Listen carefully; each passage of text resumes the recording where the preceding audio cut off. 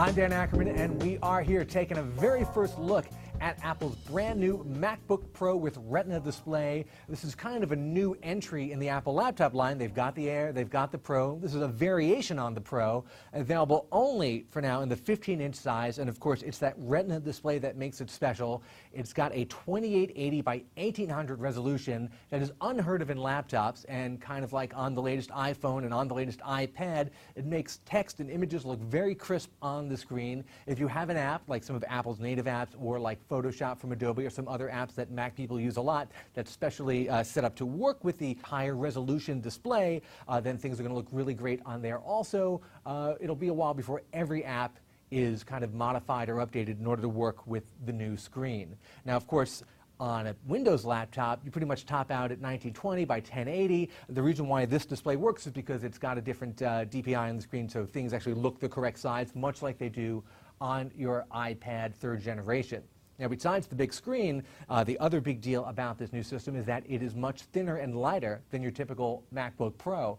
It's got a lot of the DNA of a MacBook Air in it, and I really thought it was almost 50-50 or 60-40, but now that I've got to see it up close and handle it, it definitely leans much more towards the Pro side. It's got these side speakers right here, like you have on a MacBook Pro. It's squared off and slab-like instead of tapered like a MacBook Air. It's actually just about as thick overall as the Air is on the thickest part at the back of the Air, maybe just a hair thicker. It is, however, a little bit heavier than you would expect looking at it and looking at how thin it is. It's about 4.5 pounds.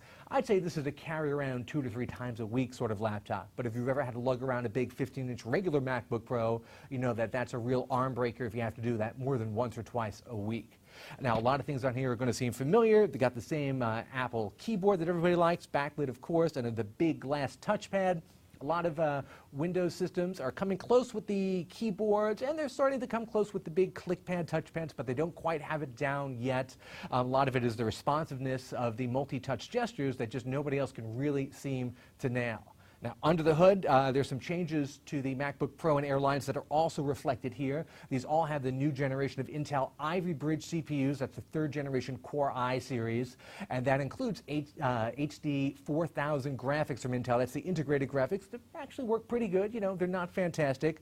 Fortunately, you also have an Nvidia GeForce GT 650 GPU in here, which is great to see a discrete graphics card in something this thin. And of course, it's solid-state memory only, as you'd expect. That's pretty much everything except for the 13 and 15-inch regular Pros. All the other Apple laptops have moved to this solid-state format, which I think, you know, it's just a lot faster. You have fewer moving parts. It does make you do a little more maybe picking and choosing about what you're going to save or store more stuff in the cloud, but that's kind of the point. I think the thing I'm most excited about, besides the dual USB 3.0 ports and the dual Thunderbolt ports, is something I never thought I'd see on an Apple laptop. That's HDMI. I've been asking for this for years.